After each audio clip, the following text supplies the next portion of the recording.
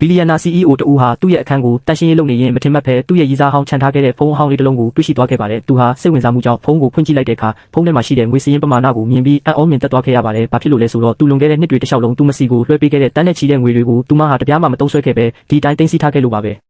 ဒါကိုမြင်လိုက်ရတဲ့အခါ CEO ဟာချက်ချင်းပဲနောက်တရလာပြီးလွန်ခဲ့တဲ့နှစ်အနည်းငယ်ကအဖြစ်အပျက်တစ်ခုကိုသတိရသွားပါတယ်။အဲ့ဒီတုန်းကသူကအမဲသားစားခြင်းတယ်လို့ပြောခဲ့ပူတာကြောင့်သူ့ရဲ့ရည်စားဖြစ်သူဟာစကားမပြောနိုင်တဲ့အမေဖြစ်သူကတဆင့်သူ့စီကိုအမဲသားဟင်းပို့ပေးခဲ့ပါတယ်။ဒါပေမဲ့အဲ့ဒီအချိန်မှာ CEO ဟာအရေးကြီးတဲ့ဖောက်တဲ့တအူးနဲ့တွေ့ဆုံနေတာကြောင့်သူတစ်ပါးရဲ့လှောင်ပြောင်မှုကိုမခံချင်တဲ့အတွက်ရည်စားဖြစ်သူရဲ့အမေကိုမသိချင်အောင်ဆောင်ပြီးလုံခြုံရေးတွေကိုနှင်ထုတ်ခိုင်းခဲ့ပါတယ်။ဒီအဖြစ်အပျက်ကြောင့်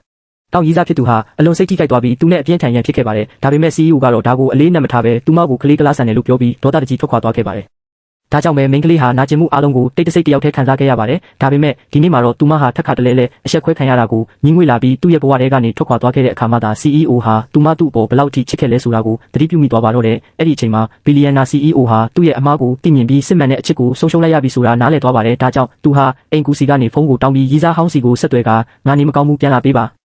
လို့တောင်းပန်ခဲ့ပါတယ်။ဒါပေမဲ့မိန်းကလေးကတော့အေးဆက်ဆက်လေးတန်းနဲ့ပဲနေမကောင်းရင်ဆေးရုံသွားပါငါကဆရာဝန်မဟုတ်ဘူးလို့ပြောပြီးဖုန်းချပစ်လိုက်ပါတယ်။ဒီစကားကိုကြားလိုက်ရတဲ့အခါ CEO ဟာဒေါသထွက်သွားပြီးသူမပြန်မလာမချင်းဆေးရုံမသွားဘူးလို့စွတ်တရုတ်ဆုံးဖြတ်လိုက်ပါတယ်။ဒါပေမဲ့ခဏအကြာမှာတော့သူ့ရဲ့ညီမဖြစ်သူအိမ်ပြန်ရောက်လာပြီးအကိုဖြစ်သူသတိမမျောနေတာကိုတွေ့တာကြောင့်ဆေးရုံကိုချက်ချင်းပို့ဆောင်ပေးခဲ့ပါတယ်။ဆရာဝန်တွေကတော့ဒါဟာတာမန်အစာအိမ်နာပဲဖြစ်ပြီးစိုးရိမ်စရာမရှိကြောင်းပြောပါတယ်။